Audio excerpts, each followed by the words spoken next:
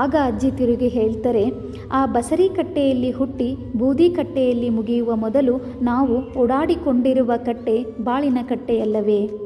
ಮೂರೂರು ಅಂದರೆ ಅದೇ, ಈ ಜಗತ್ತೆಲ್ಲ ಮೂರೂರೇ ಅಂತ ಅಜ್ಜಿ ಹೇಳ್ತಾರೆ. ಎಷ್ಟು ಸೊಗಸಾಗಿದೆ ಅಂದರೆ ಇದು ಓದಿದ ಮೇಲೆ ನನಗೆ ಇಡೀ ಪುಟದ ಸಾರಾಂಶ ಅರ್ಥ ಆಯಿತು. ಅಲ್ಲಿ ಕಟ್ಟೆ ಅಂದರೆ ಬರೀ ಕಟ್ಟೆ ಅಲ್ಲ, ಕೂತುಕೊಂಡು ಮಾತಾಡುವ ಕಟ್ಟೆ ಅಲ್ಲ, ಅದು ಜೀವನದ ಹಂತ. ಬಸರಿ ಕಟ್ಟೆ ಅಂದರೆ ಗರ್ಭದ ಹಂತ, ಬೂದಿ ಕಟ್ಟೆ ಅಂದರೆ ಮನುಷ್ಯನ ಜೀವನದ ಕೊನೆಯ ಹಂತ. ಇದೆರಡರ ನಡುವೆ ಬರುವಂಥದ್ದೇ ಬಾಳಿನ ಕಟ್ಟೆ, ಜೀವನದ ಕಟ್ಟೆ ಅಂತ ಹೇಳಿ. ಅದಕ್ಕೆ ಅಜ್ಜಿ ಹೇಳ್ತಾರೆ, ಇನ್ನೂ ನನಗೆ ಬೂದಿ ಕಟ್ಟೆಗೆ ಹೋಗುವ ಕಾಲ ಬರಲಿಲ್ಲ ಅಂತ. ಅದು ಅವಾಗ ನಮ್ಗೆ ಅರ್ಥ ಆಗಿರಲಿಲ್ಲ, ಬಟ್ ಈಗ ಅಜ್ಜಿ ಹೇಳಿದ ಮೇಲೆ ಅರ್ಥ ಆಯಿತು.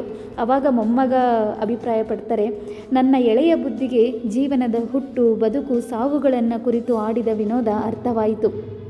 ಅಶ್ವತ್ಥ ವೃಕ್ಷ ಚಿರಂತನವಷ್ಟೇ, ಬಾಳು ಹಾಗೆ ಚಿರಂತನವಲ್ಲ. ಬುಡವಿದೆ, ಕೊನೆಯಿದೆ.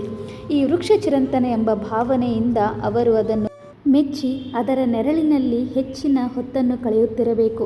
ನಮ್ಮ ಬಾಳು ನಶ್ವರವಾದರೂ ಅದಲ್ಲದ ಇನ್ನೊಂದನ್ನು ಅವರು ಆಗಾಗ ಸ್ಮರಿಸುತ್ತಿರಬೇಕು ಅಂತ ಮೊಮ್ಮಗನಿಗೆ ಅನಿಸುತ್ತೆ.